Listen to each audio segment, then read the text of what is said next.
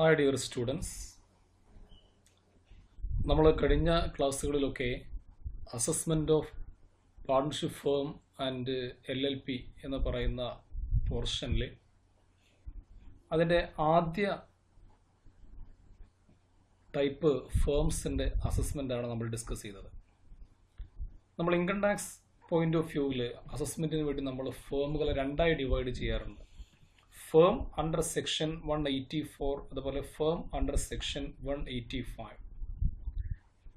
അതിൽ firm under section 184നെ നമ്മൾ PFAS partnership firm as such എന്ന പേരിലാണ് വിളിക്കുന്നത്. ഫേം അണ്ടർ സെക്ഷൻ 185 ആകുമ്പോൾ PFAOP partnership firm assessed as AOP or association of persons എന്നാണ് നമ്മൾ രണ്ടാമത്തെ ഫേമിനെ വിളിക്കാറുള്ളത്.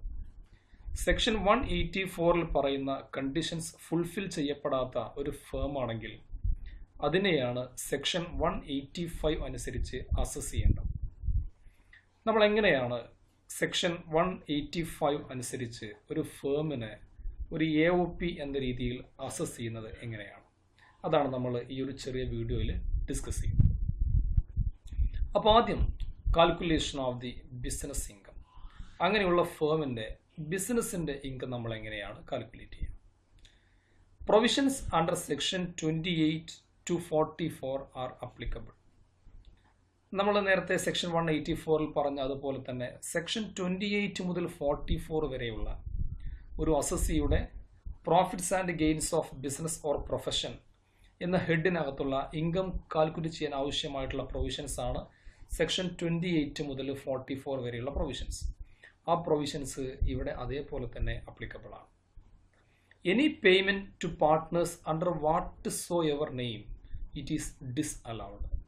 സെക്ഷൻ 185 അസസ്മെൻ്റ് മറ്റൊരു പ്രത്യേകത എന്ന് പറയുന്നത് പാർട്ട്നേഴ്സിന് എന്ത് റെമ്യൂണറേഷൻ കൊടുത്തു കഴിഞ്ഞാലും, എന്ത് റെമ്യൂണറേഷൻ എമൗണ്ട് എന്ത് പേരിലായിരുന്നാലും പാർട്ട്നേഴ്സിന് കൊടുക്കുന്ന റെമ്യൂണറേഷൻ എമൗണ്ട് ഫുള്ളി ആ ഫേമിന് ഡിസ്അലൗഡ് ആണ് എന്ന് പറയുമ്പോൾ ബിസിനസ്സിൻ്റെ പ്രോഫിറ്റ് കമ്പ്യൂട്ട് ചെയ്യുന്ന സമയത്ത് ഇത് നമ്മൾ ഇനഡ്മിസിബിൾ എക്സ്പെൻസസ് ആയി കണക്കാക്കി നെറ്റ് പ്രോഫിറ്റിൻ്റെ എമൗണ്ടിൻ്റെ കൂടെ കൂട്ടിയിട്ട് വേണം ആ ബിസിനസ്സിൻ്റെ ഇൻകം നമ്മൾ കമ്പ്യൂട്ട് ചെയ്യാൻ. Rent paid to partners for premises used by firm is allowed. എന്നാൽ അതേ സമയത്ത് ഏതെങ്കിലും പാർട്ട്നേഴ്സിൻ്റെ ഓണർഷിപ്പിലുള്ള ഏതെങ്കിലും പാർട്ട്നേഴ്സ് ഓൺ ചെയ്യുന്ന ഏതെങ്കിലും ബിൽഡിങ് ആ പാർട്ണർഷിപ്പ് ഫേമിൻ്റെ ഭാഗമായിട്ട് ഉപയോഗിക്കുന്നുണ്ടെങ്കിൽ ആ ഫേം ആ പാർട്ട്ണർക്ക് അതിന് കൊടുക്കുന്ന റെൻറ്റിൻ്റെ എമൗണ്ട് അഡ്മിസിബിൾ ആണ്, അലൗഡ് ആണ്. അത് നമുക്ക് ഒരു ബിസിനസ്സിൻ്റെ എക്സ്പെൻസ് ആയിട്ട് ട്രീറ്റ് ചെയ്യാൻ പറ്റും. Partnership deed expenses are disallowed. Partnership ഡീഡുമായി ബന്ധപ്പെട്ട് വരുന്ന എക്സ്പെൻസസ് അതിൻ്റെ രജിസ്ട്രേഷനും മറ്റുമായിട്ടൊക്കെ വരുന്ന എക്സ്പെൻസുകൾ ഡിസ്അലൗഡ് ആണ്. അതും ഇനഡ്മിസിബിൾ എക്സ്പെൻസ് ആണ്. നമ്മൾ പ്രോഫിറ്റിൻ്റെ എമൗണ്ടിൻ്റെ കൂടെ അത് ആഡ് ചെയ്യേണ്ടതായിട്ട് വരും. Interest on capital paid to partners is fully disallowed. പാർട്ട്നേഴ്സിന് കൊടുക്കുന്ന ഇൻട്രസ്റ്റ് ഓൺ ക്യാപിറ്റൽ അത് ഫുള്ളി ഡിസ്അലൗഡ് ആണ്. നമ്മൾ സെക്ഷൻ 184 പ്രകാരമുള്ള അസസ്മെൻറ്റ് പഠിച്ചപ്പോൾ അവിടെ നമ്മൾ കണ്ടത് പാർട്ട്നേഴ്സിന് ഇൻട്രസ്റ്റ് ഓൺ ക്യാപിറ്റൽ കൊടുക്കുകയാണെങ്കിൽ 12% പെർ ആനം വരെ അലൗഡ് ആണ്, അല്ലേ? 12% വരെ കൊടുക്കുന്ന ഇൻട്രസ്റ്റ് ഓൺ ക്യാപിറ്റൽ പാർട്ണർഷിപ്പ് ഡീഡിൻ്റെ ഓതറൈസേഷൻ ഉണ്ടെങ്കിൽ അത് അലൗഡ് ആണ്. എന്നാൽ പാർട്ണർഷിപ്പ് ഡീഡിൻ്റെ ഓതറൈസേഷൻ ഉണ്ടെങ്കിലും പാർട്ട്നേഴ്സിന് ഇൻട്രസ്റ്റ് ഓൺ ക്യാപിറ്റൽ കൊടുക്കുന്നത് 1% പോലും ആ എമൗണ്ട് ഫുള്ളി ഡിസ്അലൗഡ് ആണ്, ഇനഡ്മിസിബിൾ ആണ്.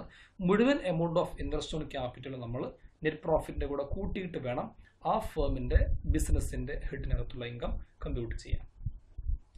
Next, interest on drawings received from partners is deemed as income of firm and fully taxable. അതുപോലെ തന്നെ drawings on interest on drawings പാർട്ട്നേഴ്സിൻ്റെ ഡ്രോയിങ്സിന് ഫേമിന് കിട്ടുന്ന ഒരു ഇൻകമാണ് ഇൻട്രസ്റ്റ് ഓൺ ഡ്രോയിങ്സ് എന്ന് പറയും. നമുക്കെല്ലാം അറിയാം, അല്ല? അങ്ങനെ പാർട്ട്നേഴ്സ് വിഡ്രോ ചെയ്യുന്ന എമൗണ്ടിന് ഇൻട്രസ്റ്റ് കിട്ടുമ്പോൾ അതിനെ നമ്മൾ ഫേമിൻ്റെ ഇൻകമായിട്ട് കണക്കാക്കണം. അത് ഫുള്ളി ടാക്സബിൾ ആണ്. അപ്പോൾ ഇൻട്രസ്റ്റ് ഓൺ ഡ്രോയിങ്സ് എന്ന് പറയുന്ന എമൗണ്ട് എന്തെങ്കിലും ആ ഫേമിന് കിട്ടിയിട്ടുണ്ടെങ്കിൽ അത് ഫേമിൻ്റെ ബിസിനസ്സിൻ്റെ ഇൻകമായിട്ട് തന്നെ അസസ് ചെയ്യേണ്ട ഒന്നാണ്. Remuneration paid to partners under section 40 subsection B is not allowed. നമ്മൾ സെക്ഷൻ 184 കണ്ട വളരെ പ്രധാനപ്പെട്ട ഒരു പ്രൊവിഷനാണ്. നമ്മൾ ഗ്രൂപ്പ് പ്രോഫിറ്റിൻ്റെ എമൗണ്ട് കമ്പ്യൂട്ട് ചെയ്ത ശേഷം പാർട്ട്നേഴ്സിന് കൊടുക്കുന്ന വർക്കിംഗ് പാർട്ട്നേഴ്സിന് കൊടുക്കുന്ന റെമ്യൂണറേഷൻ എമൗണ്ട് നമ്മൾ ഡിഡക്റ്റ് ചെയ്യാറുണ്ട്. അന്നേരം നമ്മൾ രണ്ട് എമൗണ്ട്സ് അവിടെ കൺസിഡർ ചെയ്യാറുണ്ട്.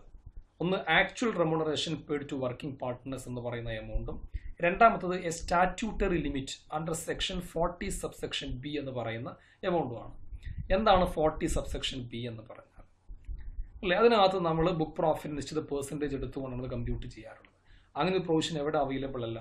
സെക്ഷൻ 185 അവൈലബിൾ അല്ല. എന്ന് പറഞ്ഞാൽ നമ്മൾ ബുക്ക് പ്രോഫിറ്റിൻ്റെ എമൗണ്ട് കമ്പ്യൂട്ട് ചെയ്യുന്ന സമയത്ത്, അല്ലെങ്കിൽ ഇവിടെ നമ്മൾ ബുക്ക് പ്രോഫിറ്റിൻ്റെ എമൗണ്ട് കമ്പ്യൂട്ട് ചെയ്യേണ്ട ആവശ്യം ഇതിനകത്ത് വരുന്നില്ല. സാധാരണ പ്രൊവിഷൻസ് അപ്ലൈ ചെയ്തുകൊണ്ട് നമ്മൾ ബിസിനസ്സിൻ്റെ ഇൻകം കമ്പ്യൂട്ട് ചെയ്യുന്നു. അപ്പോൾ അതിനകത്ത് ഒരു എമൗണ്ടും പാർട്ട്നേഴ്സിന് കിട്ടുന്ന റെമ്യൂണറേഷൻ എമൗണ്ട്, അത് വർക്കിംഗ് പാർട്ട്നേഴ്സ് ആണെങ്കിലും സ്ലീപ്പിംഗ് പാർട്ട്നേഴ്സ് ആണെങ്കിലും അതിൻ്റെ എമൗണ്ട് ഒന്നും നമ്മൾ എന്ത് ചെയ്യുന്നില്ല? പ്രോഫിറ്റിൻ്റെ എമൗണ്ട് ഒന്ന് കുറക്കുന്നില്ല. മുഴുവൻ എമൗണ്ടും ഡിസ്അലൗഡ് ആണ്. അപ്പോൾ ഇതാണ് ബിസിനസ്സിൻ്റെ ഇൻകവുമായി ബന്ധപ്പെട്ട്. നമ്മൾ നേരത്തെ സെക്ഷൻ 184 കണ്ടപ്പോൾ 4 ഹെഡ്സ് ഓഫ് ഇൻകമാണ് ഒരു ഫേമിന് ഉണ്ടാവുക. Income from house property, profits and gains of business or professions, capital gain and income from other sources. അത് നമ്മൾ ബിസിനസ്സിൻ്റെ ഇൻകം കമ്പ്യൂട്ട് ചെയ്യേണ്ട പ്രൊസീജിയറാണ് ഇപ്പോൾ നമ്മൾ ഡിസ്കസ് ചെയ്ത് കഴിഞ്ഞത്. ഇനി മറ്റുള്ള ഇൻകം കമ്പ്യൂട്ട് ചെയ്യുന്ന സമയത്ത് സ്വാഭാവികമായിട്ടും ബാക്കി 3 ഹെഡ്സിനകത്തുള്ള ഇൻകം കൂടെ വരും, അല്ലേ? ആ 3 ഹെഡ്സ് ഓഫ് ഇൻകം കൂടെ നമ്മൾ ഇതിൻ്റെ കൂടെ ചേർത്ത സമയത്താണ് നമുക്ക് ഗ്രോസ് ടോട്ടൽ ഇൻകം കിട്ടുന്നുണ്ടാവുക.